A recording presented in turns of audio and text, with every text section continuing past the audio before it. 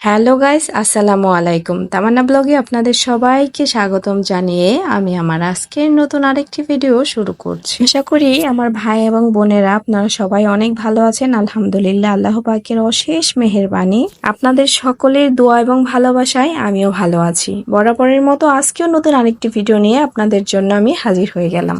বাবার বাড়িতে এসেছিলাম বেড়াতে দুদিনের জন্য।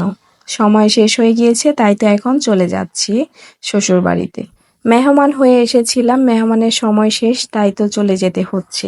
একটা সময় তো মেয়েরা বাবার বাড়ির মেহমানই হয়ে যায়, দিন গুনে বাবার বাড়িতে আসে, আবার দিন গুনেই চলে যেতে হয়।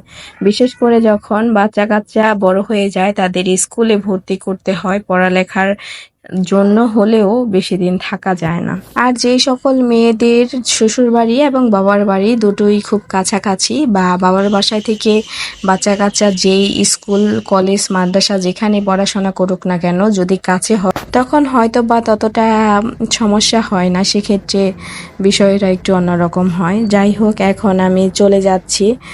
আর বাসায় থেকে আসার সময় পিছনে পিছনে কিন্তু একটা মানুষই আসে, প্রত্যেকটা মেয়ে হোক ছেলে হোক যেই আসুক না কেন। বাসায় থেকে আপনি যখন বের হবেন তখন পিছন দিকে বারবার তাকিয়ে একটা মানুষকেই দেখতে পাবেন, যতক্ষণ আপনার যে গাড়িতে করে আপনি আসবেন, অটো হোক রিক্সা হোক বাস হোক যাই হোক না কেন, পিছন দিকে তাকালে একটা মানুষকেই দেখা যায়, সেটা হচ্ছে মা। যতক্ষণ পর্যন্ত পিছন থেকে উকি দিয়েও দেখা যায় গাড়িটা কত দূর গিয়েছে, ততক্ষণ পর্যন্ত তারা দাঁড়িয়ে থাকবে। আমি সবসময় আমার মাকে বলি যে না, তোমার আসতে হবে না, আমার পিছনে পিছনে আমি যেতে পারবো না। সে কখনো আমার এই কথা মানবেই না, তার পিছন যত দূর আসা যায় সে আমার সাথে আসবেই। এসে আমাকে গাড়িতে বসিয়ে দিয়ে তারপরেও কিছুক্ষণ দাঁড়িয়ে থাকবে, তারপরে সে বাসায় যাবে। যখন নাকি আমি চলে আসি, আসার 5 মিনিট পরে কল দিল, দেখা যায় সে ওইখানে কিছুক্ষণ দাঁড়িয়ে আছে, তারপরে সে যাবে ভিতরে। আর হাতের মধ্যে যত হালকা ব্যাগই হোক না কেন, ভারী হোক হালকা হোক, সে ওইটা কখনো আমাকে নিতে দেবে না, তারই নিয়ে এসে এটা দিতে হবে, বলবে না আমি দিয়ে আসি। মা তো মাই হয়, মায়ের কথা কি 2-4-10 মিনিটের ভিডিওর মধ্যে বলে শেষ করা যাবে? শেষ করা যাবে না, সেটা কখনোই সম্ভব না।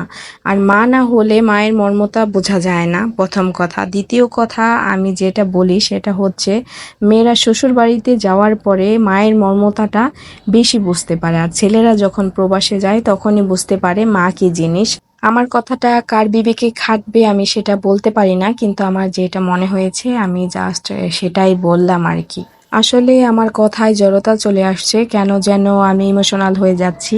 যাই হোক, এখন আবার একদল লোক এসে বলবে এইটা এখানে বলার কি আছে, আপনাদের কি একাই মা আছে কিনা, আপনি কি এটা সেটা এইসব অনেক কিছু বলবে। যাদের এরকম মন মানসিকতা, যারা এটা বলার জন্য এসেছেন, মনের ভিতর এটা কাজ করছে, তারা এই ভিডিও থেকে দূরে থাকবেন। আর আমি তাদের জন্য এই ভিডিওগুলো করি, যাদের আমার এই দৈনন্দিন জীবনের যে সাধারণ ভিডিওগুলো আমি শেয়ার করি ভালো লাগে, শুধুমাত্র আমার সেই সকল ভাই বোনদের জন্য এবং বন্ধুদের জন্যই করা। সুতরাং যাদের খারাপ লাগবে তারা দূরে থাকেন, আমি সেটাই বলবো। বাবার বাসায় যাওয়ার সময় তো খুব ভালো লাগে, আসার সময় কেন যে এত খারাপ লাগে বুঝতেই পারি না। যাই হোক, আপনাদের সাথে কথা বলতে বলতে আমি ভিডিওর শেষ পর্যায়ে চলে এসেছি, আর বাসায়ও চলে এসেছি। তো আজকের ভিডিওটা এই পর্যন্তই, সবাই ভালো থাকবেন, আল্লাহ হাফেজ।